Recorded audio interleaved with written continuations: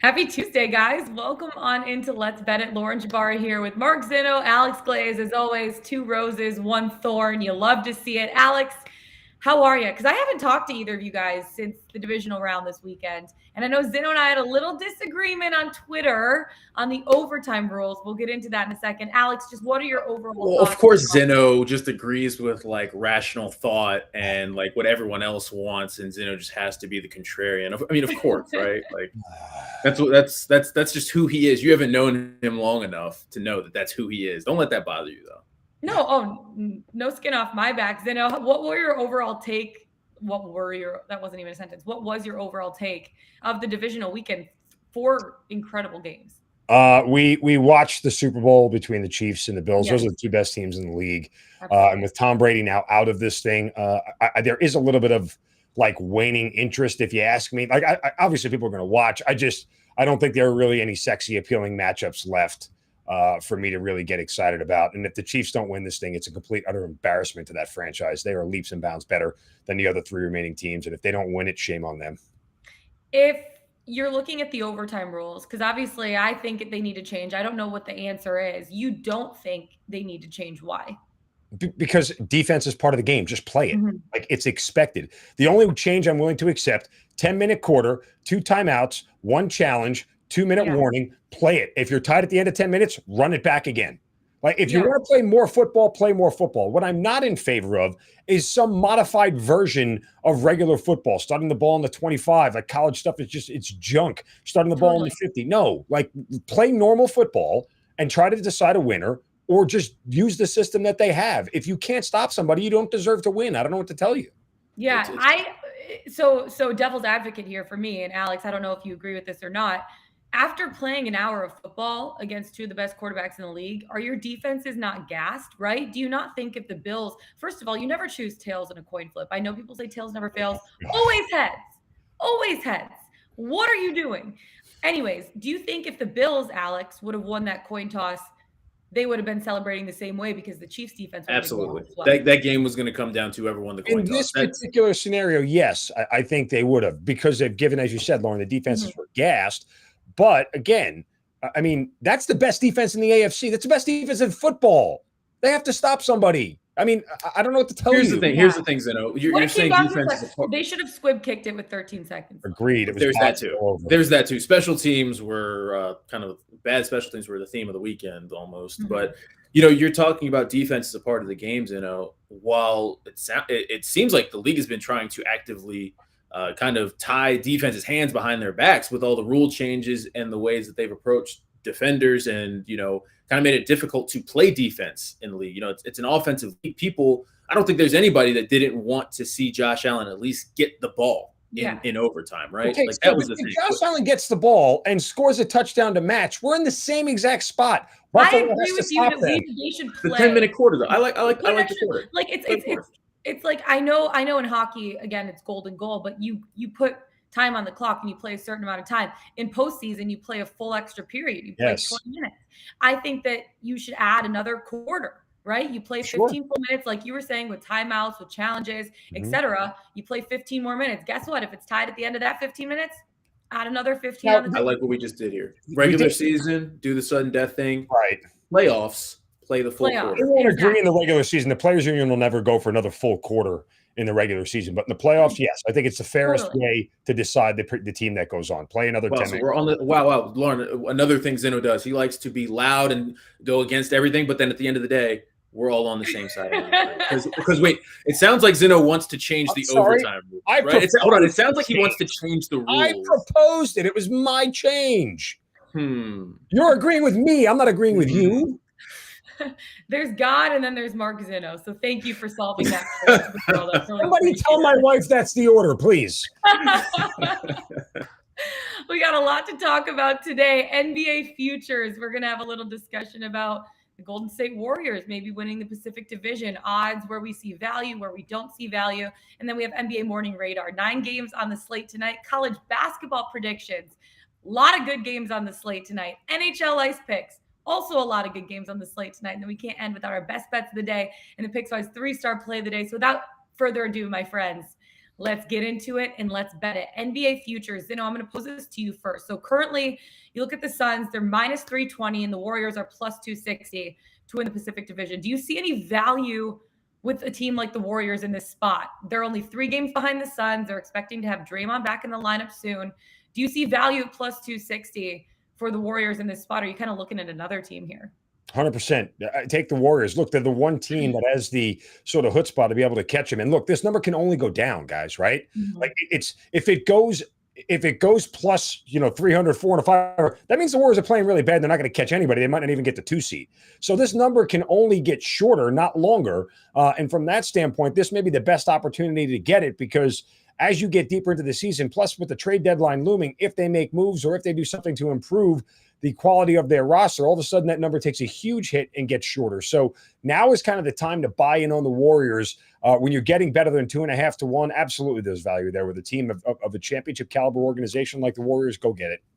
Alex, do you agree? Even though they lost to the Pacers the other night with basically nobody, no starters, all their starters sitting. Yeah, that was a rough game to watch. Definitely not a good thing for Warriors fans, but I definitely see the value there. Just look at the Chiefs as an example this season, right? Jared bought in on the Chiefs future when they were down just because the value, right? He's like, I can't pass up on the Chiefs. I think it was like plus 1,200 or to win. It's just you can't pass up on that stuff, because at the end of the day, the cream does rise to the top. Klay Thompson, they're still trying to figure out how he works in that lineup. How is that going to work with Steph? Draymond is not there. They're only going to get healthier. They're only going to get better. This is obviously a bad stretch for the Warriors, but they're still the Warriors. The cream always, actually, that's so funny, because my dad used to say that to me growing up. Like when I would get upset if I wasn't starting in my soccer game and I was coming off the bench, my dad was like, the cream always rises. Or, like you don't put enough work in for school and you maybe don't get like the best result in a test. He goes, don't worry, Lauren, the cream rises. Like just keep grinding. Not to say the Suns aren't one of those teams that belong in that discussion, because they definitely are one of the best teams in the West. But 3 games, that's just not enough for that. There's just too much value, I think, at plus 260. Yeah. You look at the slate tonight, or the board tonight, there's 9 games, some good games. I know, Alex, I'm coming to you first because you're not necessarily on a game, but you're on a prop. The 76ers taking on the Pelicans. New Orleans playing the second half of a back-to-back. They won by 4 against the Pacers, covered the spread last night. Now, 76ers, 27-19 on the season. They're coming off of a win in San Antonio. The last time these two teams played, rewind like 4 months. It was October 20th. Who you got? How are you betting this game tonight? Well, have you guys noticed Joel Embiid, just what he's been doing over the past week? Never heard of him.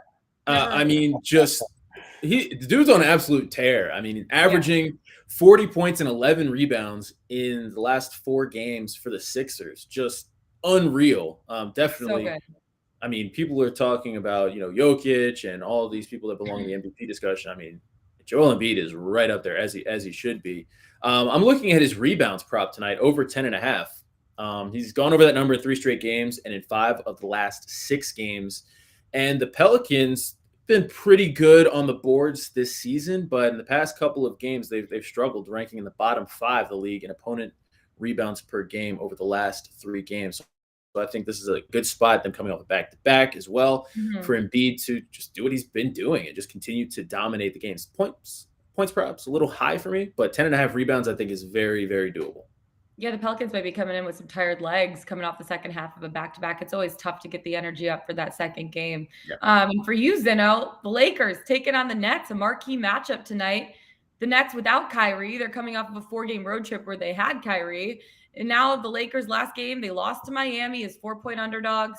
How are you betting this game? I have another question after this, but first of all, how are you betting this game? Well, I'm sort of following Glaze's logic here, where the side may be a little bit tough, especially without Kyrie. But I will look at a prop for a player, James Harden, over 8.5 rebounds. The last time these two teams met back on Christmas Day, James Harden had a triple-double. I think he had 36, 10, and 10. Obviously, no Anthony Davis in this game, so the middle opens up a little bit more for James Harden. He's gone over this number in 2 of his last 3 games. And so, I'm just looking for Harden here to do a lot more on his home court. And really with Kevin Durant, as long as he's playing tonight, we assume that he is, that may cut into his points, which made me stay away from his points total a little bit. It was kind of high at 28.5. Yeah. But I think that Harden will be more likely to be active on the glass in this matchup against the Lakers tonight, which should be very competitive and high scoring.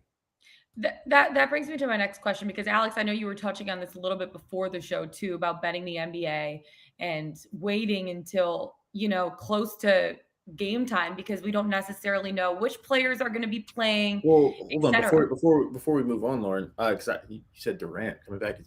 Durant's out. He is out. That sprained MCL. I was like, wait, has it been? I know time is moving fast. I'm like, has it been a month since Durant went out? So when Durant and Kyrie are out, this is going to be the James Harden game. So I definitely the 8.5 rebounds. I mean, that's good. I could see that. This is just going to be a game where he takes over. Mm-hmm. I know. So that brings me to my next question, Alex, for you, because you're talking about like betting the total or betting the spread in NBA games. You like to wait until close to game time, because why? I want to know who's playing. I mean, I know that some people like to think that, there's value and maybe some rumors that surface on, the internet or watching numbers all day. I just need to know the final injury report, who's in, who's out. Then I can really look at maybe the research I've done throughout the day and how I can apply it in that moment. It's 10, 12 in the morning. It's a little too early for me to be thinking about, spreads. Total's a little different because as Jared and I were talking about the other day, a lot of unders are coming through, especially, these big numbers. We're talking about the totals that are in the 230s, 220s, might be looking at some value in the unders in those spots. But by and large, when it comes to picking sides, it's a little tough when you're not sure who's going to play, because as the last second, someone could just be on load management and just decide that they're going to rest tonight. Mm-hmm. Totally. And it sucks to be on the wrong side of that. Zeno, do you do the same thing when you're betting totals and spreads here in NBA? Yeah, for the most part. I mean, you have to now in the NBA, and especially with COVID protocols and the way they've changed games, you really kind of have to get an idea 75 minutes before tip of who's going to be in the lineup and who's not. Yeah. And unfortunately, some of the times the better number exists out there before you find out who's in and who's not. And so there's a little bit of a gamble on the gamble, if that makes sense, that you're hoping certain guys are going to play. And if you find out they're out, you're on the wrong side with a bad number, and it's just really tough to recover from. So it's really tough to bet early on unless you've got some clarity on who's in and who's out. Yeah. Let's take it from boys to men to boys, actually. Men to boys. Boys to men, other way around. Men to boys. It works. Hey, our corny jokes on this show. Thank you guys for still tuning in. We appreciate it. Let's take it men to boys, because there's a few really good games on tonight. I want to start out with Arizona at UCLA, because Zeno, I know you're on this game. Alex, I don't necessarily know if you're on this game, but you want to talk about it. The spread right now is Arizona laying the points, 2.5, total 151 on FanDuel. But I look at a game like this, Arizona, they haven't really been tested yet. Their closest game was a 16-point home win over Washington. Their toughest game was against Colorado, who they beat by 21, right? They're on a 5-game winning streak right now. They're going to be tested at UCLA. It's a rescheduled game that was supposed to happen on New Year's Eve. The Bruins have won 3 straight. Zeno, what are you expecting to happen in a game like this, and how are you betting it? Give me the better team, better shooting team, better defensive team. Laying a short number within conference, I like the Wildcats. I mean, that's really what it boils down to for me. I don't think UCLA is as polished or as deep as Arizona is. It's a short enough number for me. And this is a team, oh, by the way, that's easily been scoring in the mid-80s, even getting into 90 in their last time out against Cal, getting up to 96. I don't know if UCLA's defense, and it's good, but it's not as good as Arizona's. That's number one. But it's not also like shut down Texas Tech, LSU kind of defense. They're giving up 66 points per game. I don't know if they can slow down Arizona enough where they're not playing catch up the entire game. I mean, I would even also look at an Arizona first half number. If you're getting it at 1.5 or in that range, even 2, Arizona should have the lead at halftime in this game. And being a one possession sort of spread there, it's another great way to play it. I think UCLA is going to be playing catch up all night long against this Arizona offense. Do you think that this will be the toughest game that Arizona has played so far this season?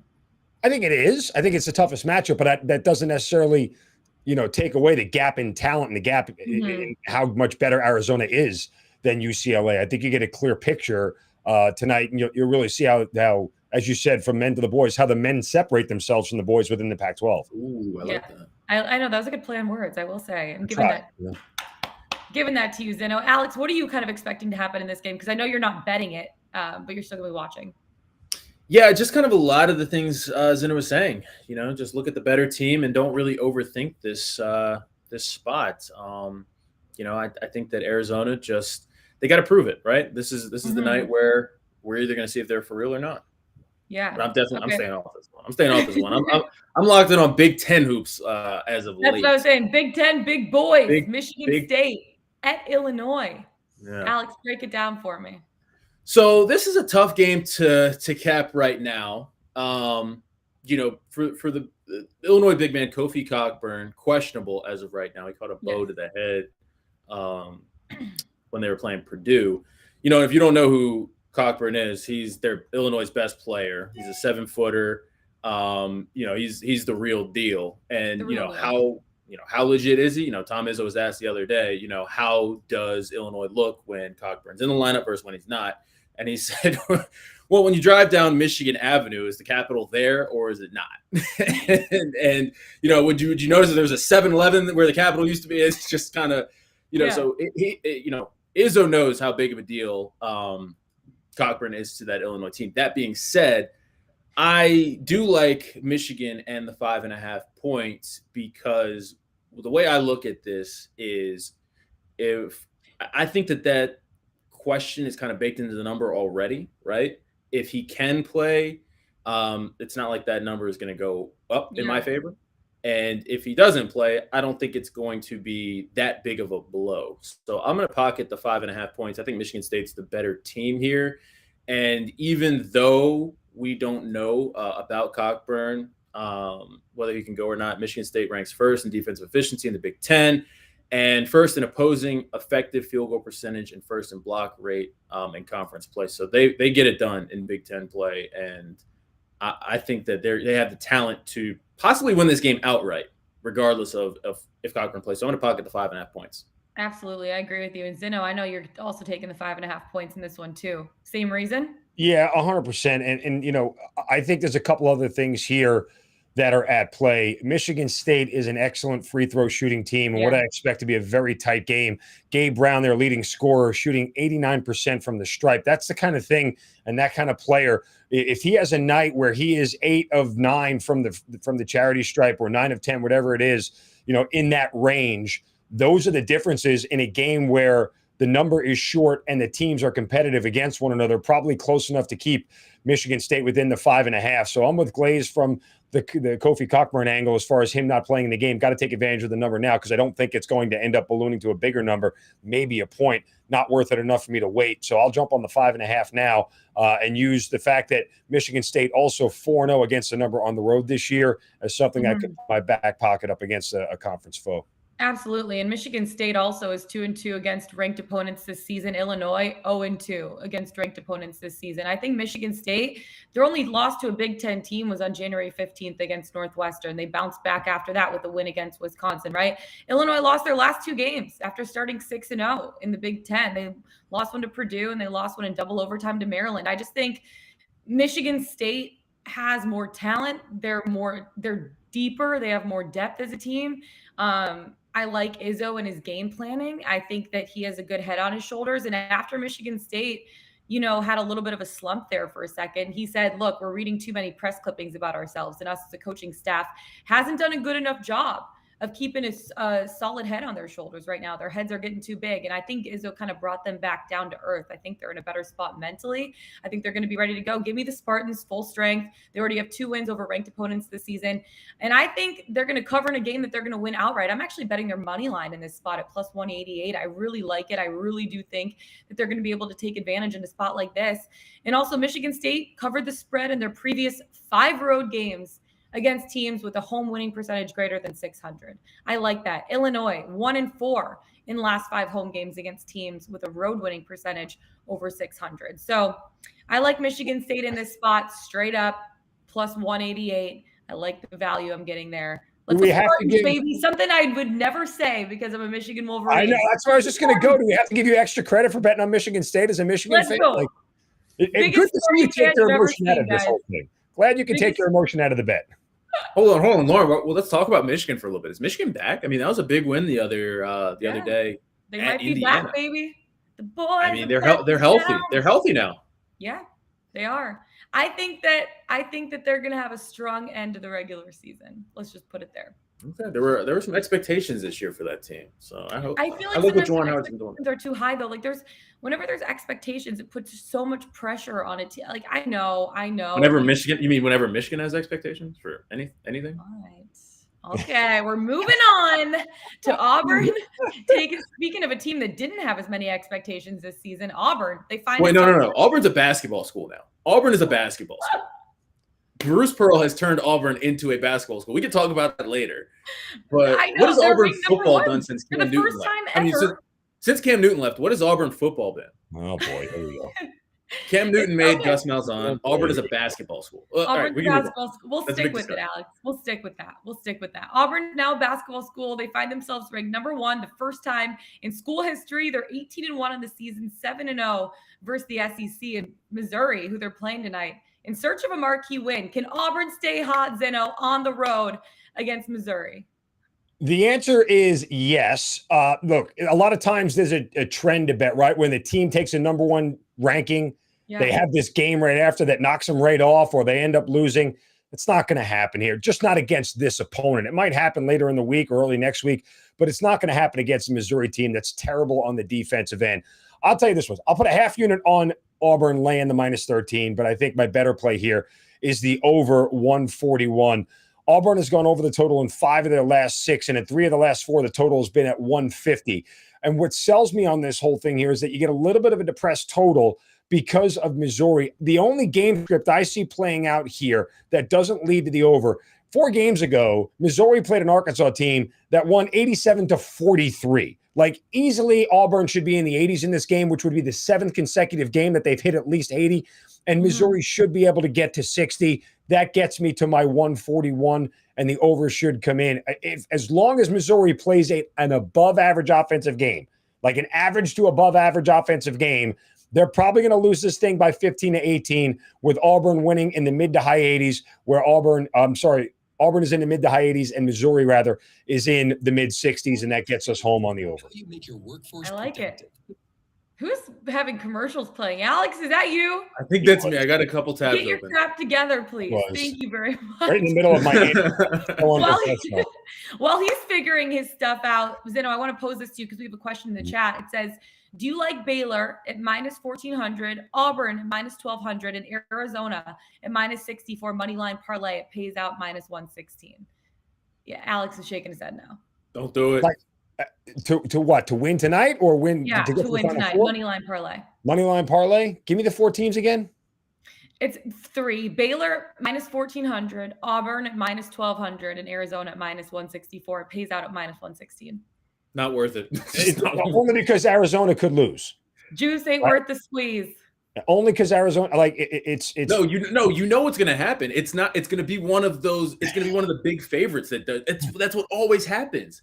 You put together this epic parlay and you're like, oh, I just want a little something extra. You get a little greedy and you put in the -800 team that you're like, oh, there's no way they're going to lose. And that's the team that loses. A good friend of mine has a rule when it comes to parlays and like teasers. He's like, whenever you think you need one more, guess what? You don't need one more. Right? That's how I think when I'm at the bar and I'm like, do I need another drink? That's what I think when I'm at the buffet. Do I need to go back for a 3rd round of food? Yes. Yeah. The answer to food is always yes. Always yes. Always yes, no matter how full you are, especially on Thanksgiving. That's all I got to say about that. Taking it from the court to the ice. There's a lot of games also on the slate tonight. I think there's 7 or 8 games on the slate.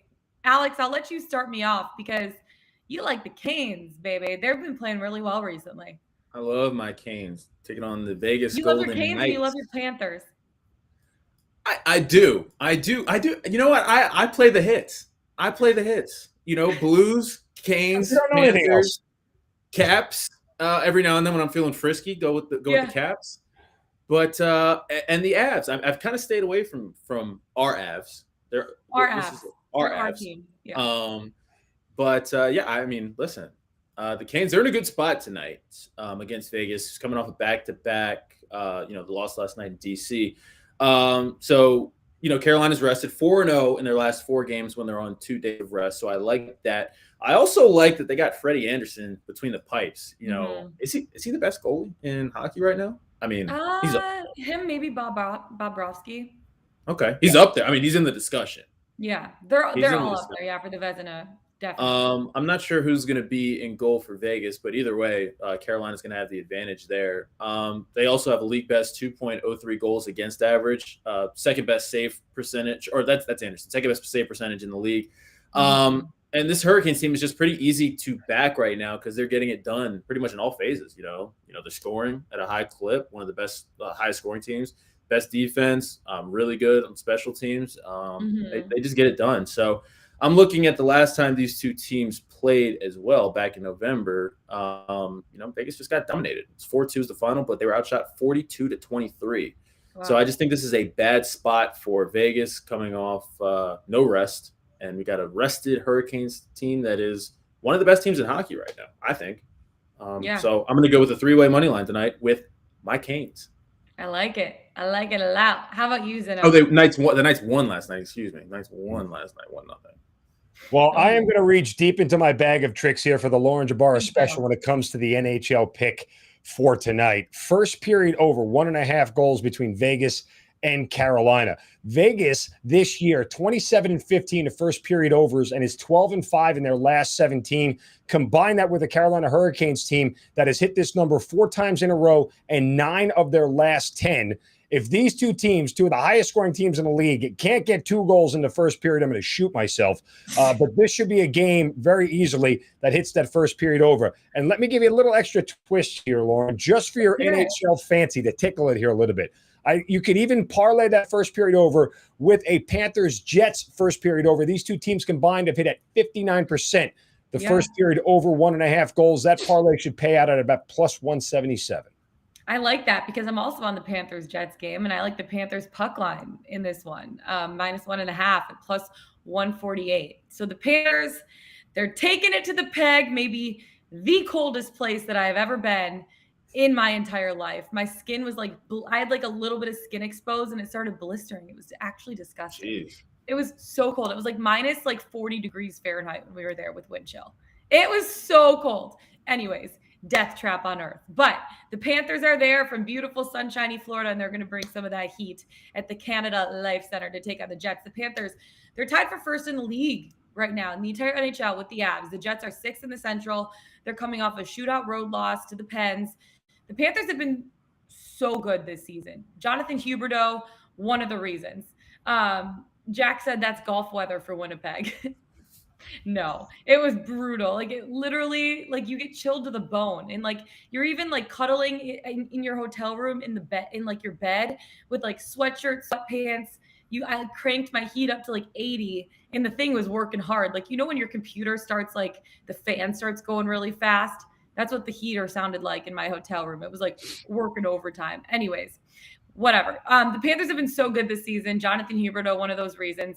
But they do have 5 players on the injury report, so their depth might be tested. Bobrovsky, though, but one of the best goalies in the league this season. He's 24-3, 2.44 goals per game, and a .923 save percentage, which is phenomenal. For the Jets, Kyle Connor been phenomenal, 6 points in the last 5 games. The Jets, though, they might be exhausted. They're playing their 4th game in 6 days. The Panthers had 2 days off in the last 3 days before tonight. So Florida, they're playing well defensively. They're averaging 2 goals allowed in the last 3 games. Winnipeg giving up 3.75 goals in the last 4 games. The difference here for me, goaltending. I trust Bobrovsky way more than I trust Connor Hellebuck.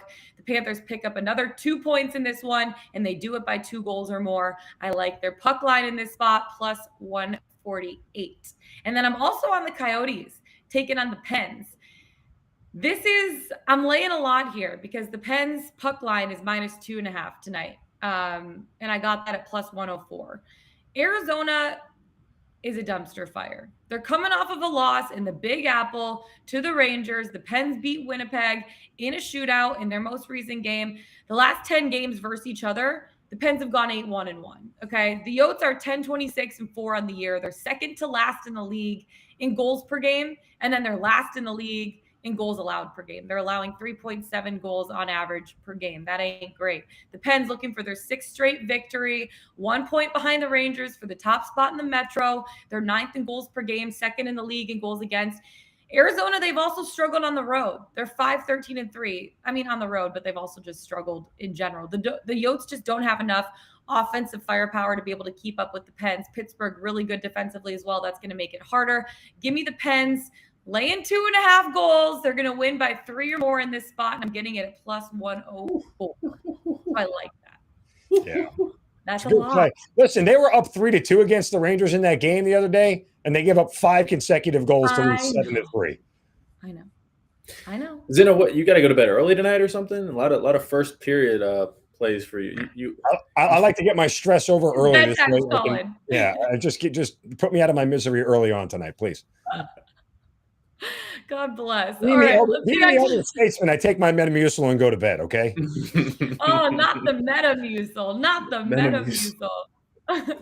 Okay, let's get into our best bets of the day. Please save us from ourselves. Alex, who do we got on the Pickswise.com website? Who is our Yeah, we got a couple 3-star plays. I'm going to go with our guy, Robin Hong, and he's looking at the Clippers-Wizards game. He likes the over 215.5 in that game. Over 215.5 for the Clippers at the Wizards tonight, courtesy of our friend Robin Hong. Head over to the Pickswise website to check out his reasoning. Yeah, there's a lot of 3-star plays today. Pickswise.com. Make sure to check it out. Our best bets of the day. Zeno, you first. Go. I'm going to back Bruce Burrell and the Auburn Tigers here tonight against Missouri, taking the over 141. Again, Auburn has covered 8 in a row, laying some hefty numbers. It's 13.5 on the side, so I'll stay away from that just in case Missouri has a night that I don't expect them to have, and Auburn gets a little choky as the number 1 team in the nation for the first time. But I do like the over tonight. This is the bad Missouri defense. Auburn should easily be able to get into the 80s for the 7th straight game, and Missouri will do their part to get into the 60s, and that clears my 141. Over 141, Auburn and Missouri tonight. Let's go Auburn, number 1 team in the league, baby. Let's go. Alex, how about you? I'm going with the Hurricanes 3-way money line. I think this is a bad spot for Vegas. Carolina 4-0 in their last 4 games when they have a rest advantage, or when they're playing on 2 days of rest. They're going to have the advantage in goal tonight. They have the better defense, better offense, better special teams. And this is just a bad spot for a Vegas team that has really struggled against teams with winning records, just 1-4 in their past 5 games with against teams over 500. Oh, good to know. And then I have the Panthers taking on the Jets. Still, I have the Panthers puck line at +148. Alex, our Panthers. The other day, just our by the Panthers. way, The other day, Alex and I bet the Panthers 3-way money line. And it was like 2 nights before that, he also bet the Panthers money line, and the Panthers lost, right? In a game that they were supposed to win. Then he had the Panthers 3-way money line, and he goes, if they lose, I am never betting the Panthers again. Well, guess what? Like 1 period in, the Panthers are down 1-0 or whatever. Alex texts me. He goes, I'm never betting the Panthers again. I'm done with the Panthers. Glaze is my favorite glaze. Yeah. Hold on, she doesn't respond. She doesn't respond, and then like 2 hours later, it's just like our Panthers. I want to read this. And he texted me at 10:02 p.m. I'm done with the Panthers. And I said, ha ha ha, done. And he goes, and then like literally that was at 10:02, 10:57. He texts me back. I take it back. My Panthers. Never doubted my Ice Cats. He goes, Barkov, Verhage, my guys. Like he's like all on the Panthers. Like it was in the shift of like 50 minutes. Like his whole mindset, it kills me. Wow. Betting Alex is my favorite Alex because he texted me the other day. He's like totally off the team. He's like, I never doubted my Ice Cats. So, never doubted the Ice Cats. Never doubted them. Yeah. Panthers puck line +148 in Winnipeg, the coldest place on earth, basically a death trap if you go there. Don't recommend. The Panthers are tied for first place in the league right now. I just think they have enough offensive firepower to get it done. I really love Bobrovsky between the pipes. I gave my little explanation above a little bit earlier ago, but the Panthers pick up another 2 points tonight by more than 2 goals. I like them in this spot.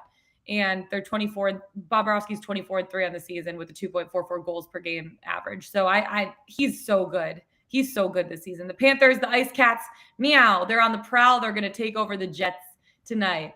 The Jets are going to be landing on the. I hope Glaze hits one because after his Alan Lazard receptions prop on Sunday, him and Jared both. I keep telling these guys on every pick they get wrong. I think I'm the mush. I must be the mush. Yeah, maybe you're the problem here. Yeah, that's what it is. I tail your pick and it automatically loses. It's not me. It's you. Definitely. Yes. On that note, we are ending the show. Find us on the Pickswise YouTube channel. Go to pickswise.com. Follow us on Twitter. Mark Zinno, Alex Glaze. I'm Lauren Jabara. Best of luck tonight, you guys. We'll see you again tomorrow. Don't miss us too much. Let's get it. Let's bet it. Oh, my gosh.